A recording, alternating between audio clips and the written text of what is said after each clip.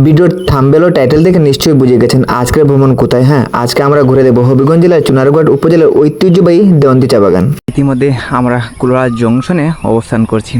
আমাদের ট্রেন আসতে আরও কমপক্ষে 8 থেকে 10 মিনিট বাকি রয়েছে। সকালে কুলাউড়া রেল স্টেশন থেকে আমাদের যাত্রা শুরু হয়ে ট্রেনে করে পৌঁছে যাই শমশনগরে। সেখানে আমার সঙ্গে রাজনকে সাথে নিয়ে শাস্তাগঞ্জ দিকে রওনা দিই। হালকা নাস্তা শেষ করে সিএনজি করে পৌঁছে গেলাম আমাদের গন্তব্য দেওয়ান্দি চা বাগানে। দেওয়ান্দি বাংলাদেশের অন্যতম পুরাতন ও সুপরিচিত চা বাগান। প্রায় 2812 একর জায়গা জুড়ে বিস্তৃত এই বাগানে প্রতি বছর বিপুল পরিমাণে চা পাতা উৎপাদিত হয়। প্রায় 1291 জন চা শ্রমিক পরিশ্রমে প্রতিদিন সচল থাকে এই বাগানের কার্যক্রম। চা বাগানে প্রবেশ করতে চারপাশের সবুজ প্রকৃতি মনকে মুগ্ধ করে। তবে এই সৌন্দর্যের আড়ালে লুকিয়ে আছে চা শ্রমিকদের দীর্ঘ সংগ্রামের ইতিহাস। বছরের পর বছর কঠোর পরিশ্রম করেও তারা নানা প্রতিকূলের মধ্য দিয়ে জীবনযাপন করেন। তাদের সুখ দুঃখ, আশা নিরাশা এবং জীবন সংগ্রামের গল্প এই বাগানের প্রতিটি পথের সঙ্গেই জড়িয়ে আছে।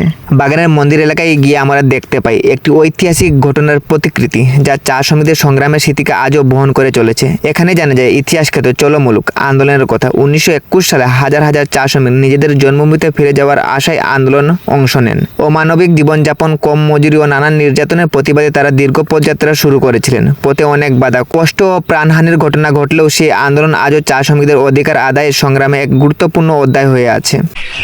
এটি হচ্ছে দেওয়ান্দি চা বাগানের নাট মন্দির এবং সামনে একটা প্রাইমারি স্কুল রয়েছে এবং বন্দে পুরুষোত্তম দেওয়ান্দি চা বাগান শাখা মন্দির।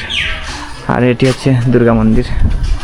এখানে রথযাত্রার রথ রয়েছে। দাদার নাম জানি?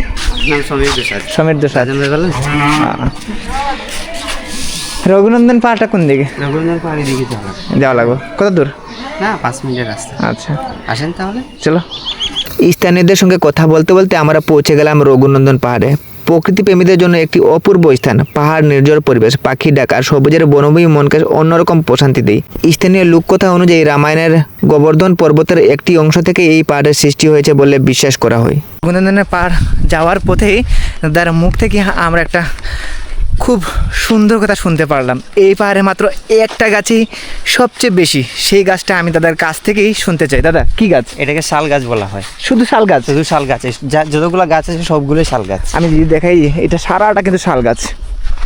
রঘুনন্দন পাহাড়ের অন্যতম আকর্ষণ হলো এর শালবন। শত শত বছরের পুরাতন এই বনাঞ্চল শুধু সৌন্দর্য বাড়ায় না, প্রকৃতি ও জীববৈচিত্র্যের রক্ষায় গুরুত্বপূর্ণ ভূমিকা পালন করে। প্রকৃতির কাছাকাছি কিছু সময় কাটানোর জন্য এটি সত্যি একটি দারুণ জায়গা। আমরা বর্তমানে অবস্থান করছি দেওয়ান্দি চা বাগানের সবচেয়ে বড় এবং সবচেয়ে সুন্দর মন্দির। হ্যাঁ, আমরা বর্তমানে অবস্থান করছি বোজানন্দ মন্দিরে। আমাদের ঠিক সামনে রয়েছে এটা একটা বিশাল আকারের বট গাছ এবং একটা মন্দির, এবং এখানে রয়েছে একটা নাট মন্দির, এবং এটি হচ্ছে শ্রী শ্রী বোজানন্দ মন্দির। সব মিলে দেওয়ান্দি চা বাগান শুধু একটি চা বাগান নয়, এটি ইতিহাস, ঐতিহ্য, সংগ্রাম আর সংস্কৃতি এবং প্রকৃতির এক অসাধারণ মিলনস্থল। এখানে যেমন রয়েছে অপরূপ সৌন্দর্য, তেমনই রয়েছে চা শ্রমিকদের ত্যাগ ও সংগ্রামের অমিল ইতিহাস। তাই এই বাগানে এলে শুধু প্রকৃতির সৌন্দর্য নয়, অনুভব করা যায় একটি জনগোষ্ঠীর দীর্ঘ পথ চলারও গল্প। আজকের ভ্রমণ এখানে শেষ করছি। ভিডিওটি আপনাদের কাছে কেমন লাগলো তা অবশ্যই কমেন্ট করে জানাবেন। আর এমন আরও চা বাগানের ইতিহাস ও ভ্রমণের গল্প দেখতে চাইলে আমার সাথেই থাকুন।